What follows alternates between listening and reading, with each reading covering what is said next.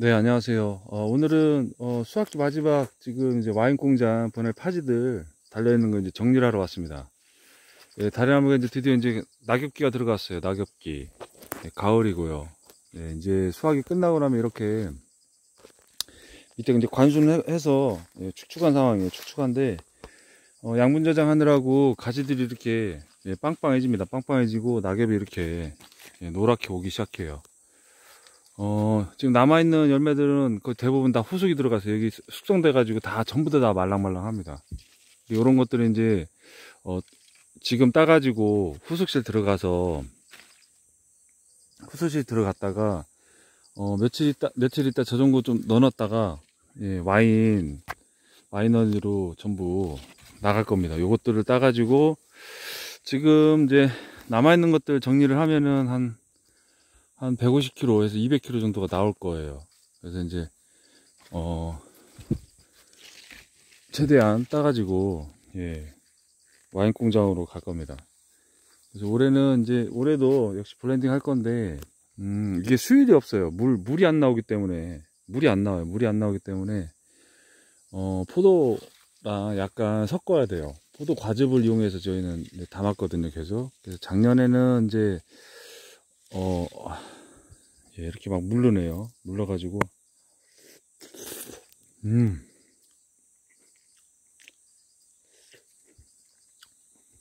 작년에는 청수를 썼고요. 올해는 머루포도 과즙을 이용할 겁니다. 그리고 내년에는 샤인머스켓 과즙을 이용할 건데 다래와인 효능은 좋다고 해요. 그래서 계속 연습 삼아서 담아보고 있는데 저는 기술이 없고 와이너리 하시는 분들이 이제 계셔가지고 올해도 또 흔쾌히 담아주신다고 해서 예, 파지 이게 남아있는 것들은 전부 다 예, 보내드릴 거예요. 일부 열매 사이즈 이제 작은 것들도 있고 다 후숙이 됐어요. 전부 말랑말랑하게.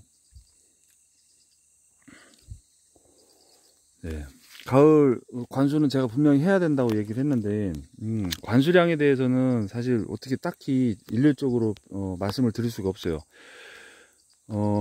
땅이 촉촉하게 젖을 정도면 되고요. 그 다음에 공기구멍 이렇게 너무 건조해갖고 위에 지표면이 막 날아다니지 않을 정도면 됩니다. 그리고 가을에 아무리 물을 많이 준다고 해도 사실 또 의미도 없고요.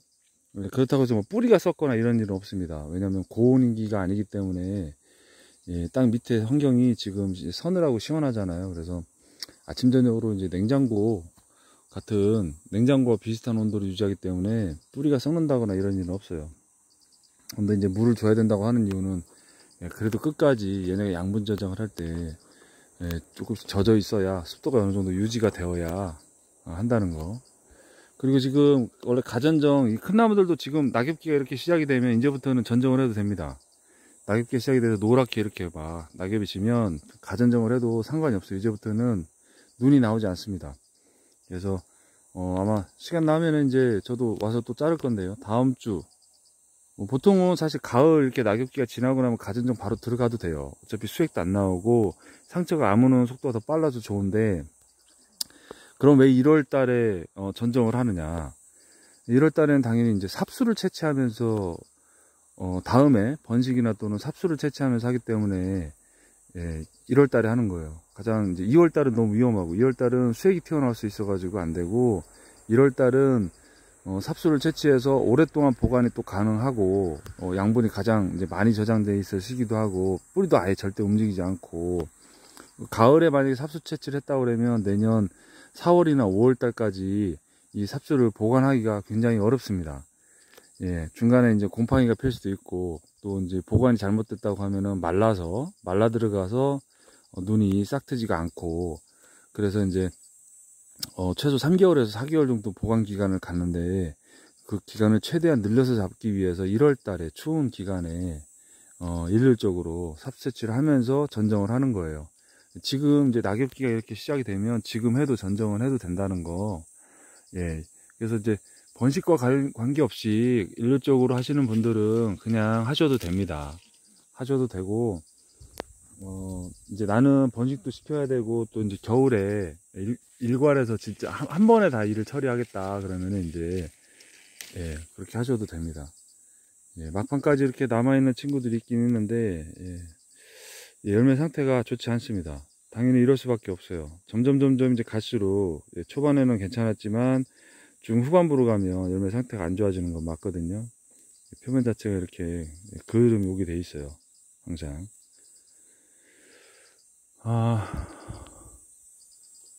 지금 수확 시기가 조금, 요거는 이제 지금 하는 게 아니고 원래는 더 일찍 해야 되는 게 맞고, 요거는 이제 가공으로 가기 때문에 제가 후숙을 시켜가지고 집어넣어야 되기 때문에 이렇게 늦게까지 달아놨다가, 뭐 다 달아놓은 건 아니에요. 어쩌다 한두 개씩 달려 있습니다. 이때까지 할 수 있다는 거. 그리고 사실은 체험이나 뭐 이런 목적으로 한다 그러면 저는 오히려 이 시기가 더 좋다고 봐요. 왜냐면 나무에 지금 대부분이 다 지금 익어 있기 때문에, 예, 지금은 뭐 어느 열매를 따서 먹더라도 다 먹을 수 있는 열매들이에요. 예. 그리고 이제 가전정을 하게 되면, 가전정이라는 게 뭐냐면 요렇게 가지 끝에 보면, 예, 요렇게 이제 열매가 달렸던 가지들이 보이잖아요. 그리고 이거를 이제 제거를 하는 겁니다, 사실은.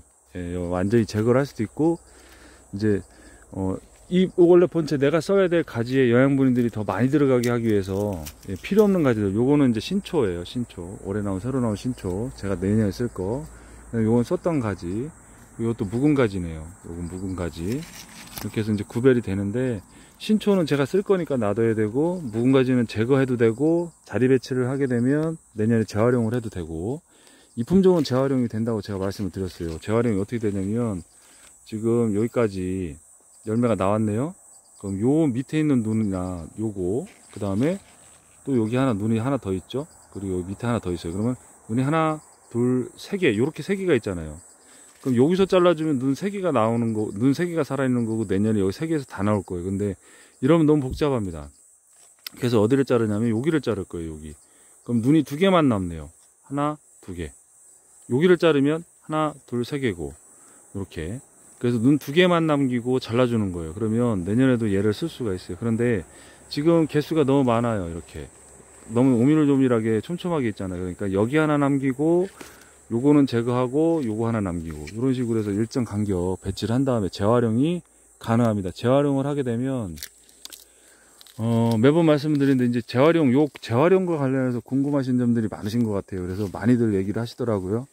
대체 이 가지를 전정을 할 때, 재활용을 하고 또 재활용이 안 되는 거는 또 무슨 차이가 있느냐고 말씀하시더라고요. 그런데 예시를 한번, 물론 이제 나중에 겨울 전정할 때 제가 또 한번 보여드릴 건데, 전년도에 썼던 가지를, 그렇죠, 여기 있네요.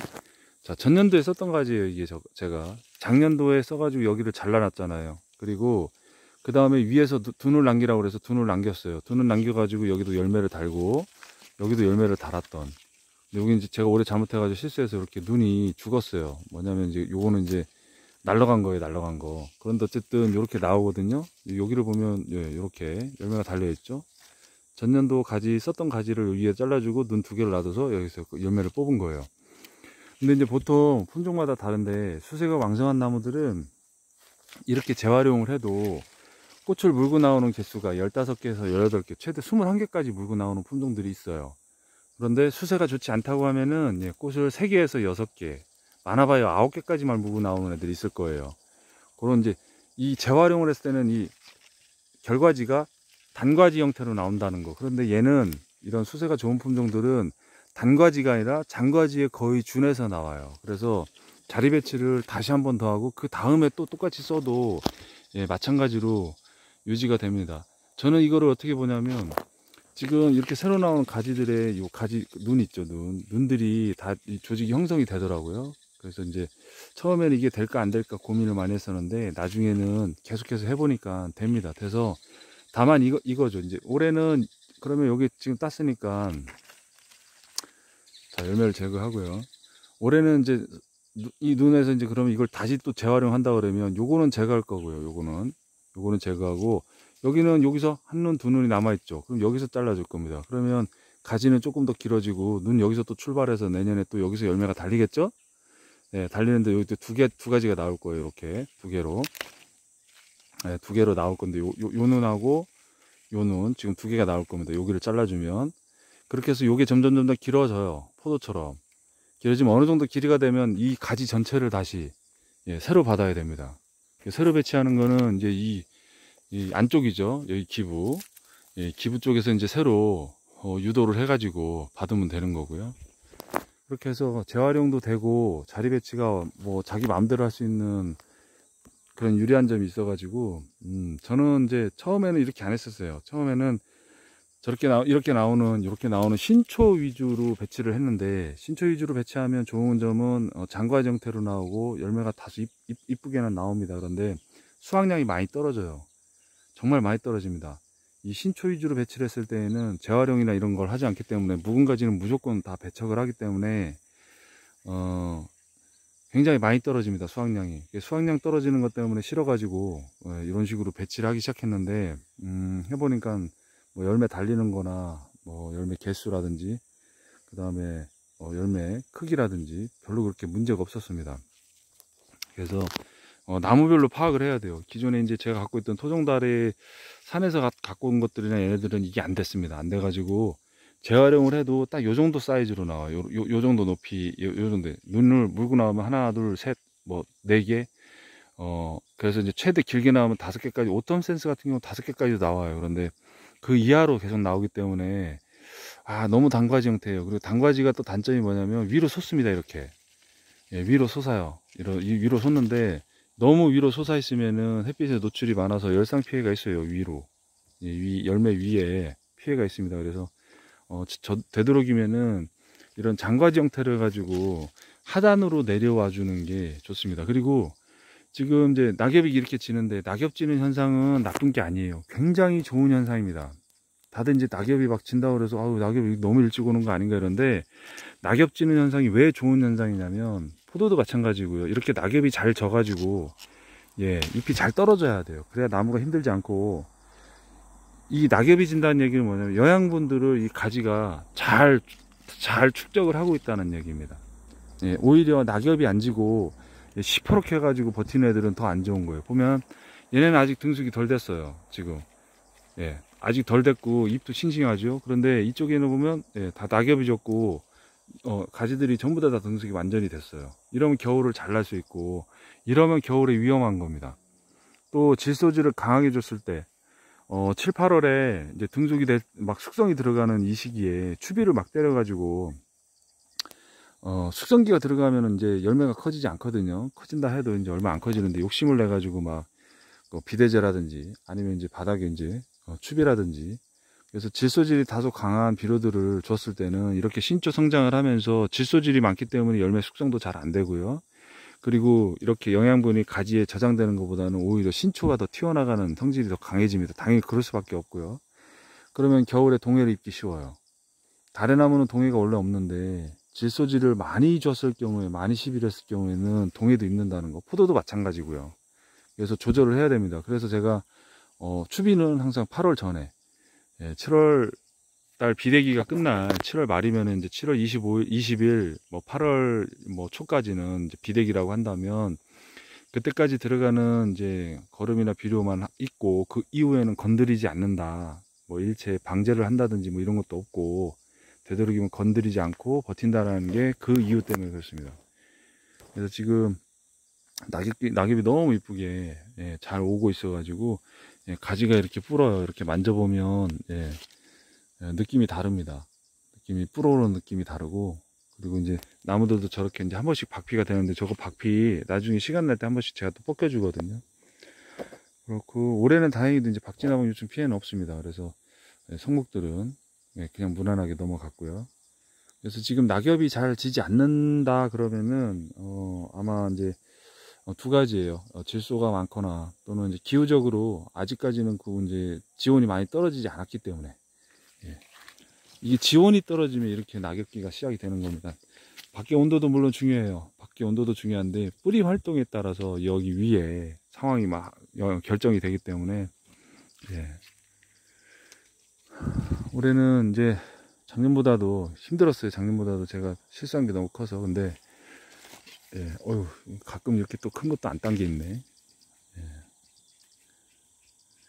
이렇게 이런 애들이 맛있습니다. 이런 애들 숙성되면은 정말 맛있어요. 그리고 얘는 후숙이 돼도 이열매 과 상태는 그렇게 변하지 않아요. 과피가 살짝 두꺼운 편인데 후숙 기간이 굉장히 좀 길더라고요. 다른 품종 지금 갖다 놓고 비교를 해보면은 다소 긴 편이에요. 그런데 열매 자체는 변형이나 또는 이제 뭐 흐트러짐이 없어요. 뭐 과피 상태가 쪼글쪼글해진다든지 뭐 변색이 된다든지 이런 게 좀 적습니다. 당연히 그거는 이제 과피가 약간 두꺼운 면이 있어서 그렇습니다. 그리고 그 차이가 뭐냐면 이제 바닥에 들어가는 영양분이나 이런 저기 중에 이제 칼슘 충분히 겨울에 넣거든요. 그래서 반드시 칼슘제는 위에다 주는 것보다는 이제 위에다 주는 수용성 칼슘들은 전부 다 응급이에요. 응급.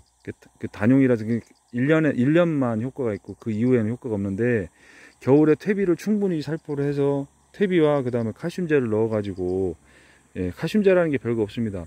퇴비는 칼슘 역할을 해주는 것보다는 좀 적게 들어있어요. 퇴비는, 부숙 퇴비는.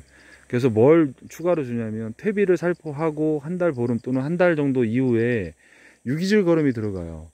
흔히들 말하는 유박 거름인데 유기질 비료를 유기질 거름을 한 번을 더 뿌려줍니다. 거기 이제 뭐 아미노산이라든지 그 다음에 뭐 이제 전복 껍데기라든지 뭐 이래갖고 그런 칼슘이 들어가 있는 좀 장기간에 걸쳐서 효과를 유지할 수 있는 칼슘이 들어있는 그런 유기질 거름을 한 달 이후에 같이 주면 효과가 없어요. 따로따로 줍니다. 따로따로. 그렇게 해서 뿌려주면 겨울에 미리 그걸 줘야 봄, 여름 걸쳐서 효과를 볼 수 있어요.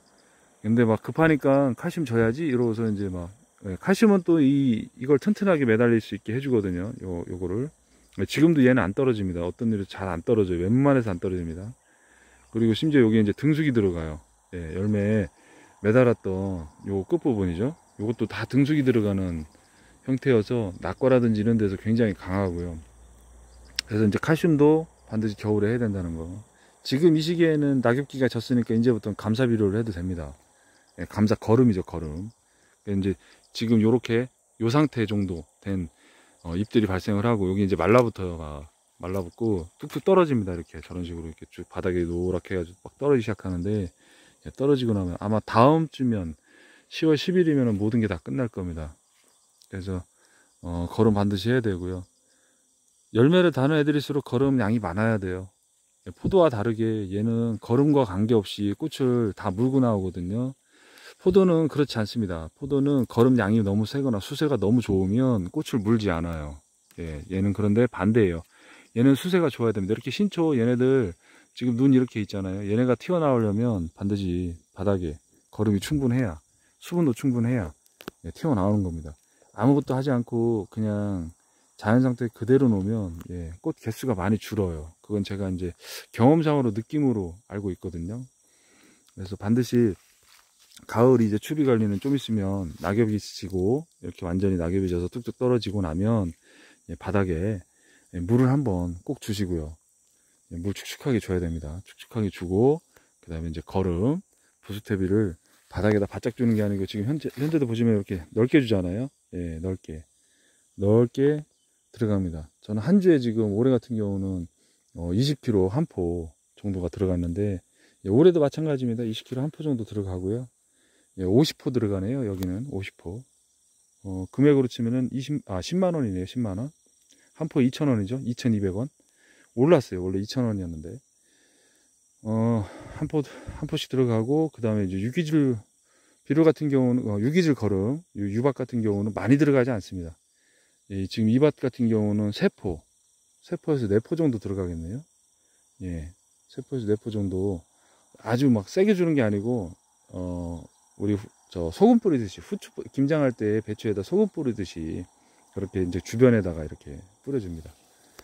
그리고 이제 올해도 당연히 입재봉사 한 봉은 들어가야 되고요. 50주당 1kg 들어가네요. 1kg 한 봉지 들어가는데 그게 1kg짜리가 있고 3kg짜리가 있고 그럴 겁니다. 아마 1kg짜리 한 봉지면은 여기 그냥 다 쓰면 되거든요. 그래서 아주 약하게 뿌려주는 거 있고요. 그러면 이제 겨울 관리는 끝이고요. 그 다음에 이제 겨울 1월 15일, 1월 10일에서 1월 15일 사이에 전지전정 하고 나면 이제 내년 농사까지는 끝입니다. 달에는 겨울에 전지전정이 끝나면 그해 농사가 끝이거든요. 거의. 예, 그리고 가을 낙엽기입니다. 예, 낙엽이 너무 이쁘게 지고 있어요. 예, 아름답습니다. 이 노랗게 해가지고 낙엽이 또 오면은 이쁘더라고요. 예, 가을 관리 물 충분히 주시고 한 번씩은 주셔야 돼요. 너무 많이 주는 것은 아니고 일주일에 최소 한 번 정도, 그리고 완전히 겨울이 들어가기 전에 한번 충분히 주셔야 예, 얘네들 양분 저장하는 데 도움이 된다는 거. 그리고 퇴비는 이렇게 낙엽이 지고 낙엽이 떨어지기 시작하면 그때부터 하시면 되겠어요. 예, 궁금하신 점 있거나 하면 남겨주세요.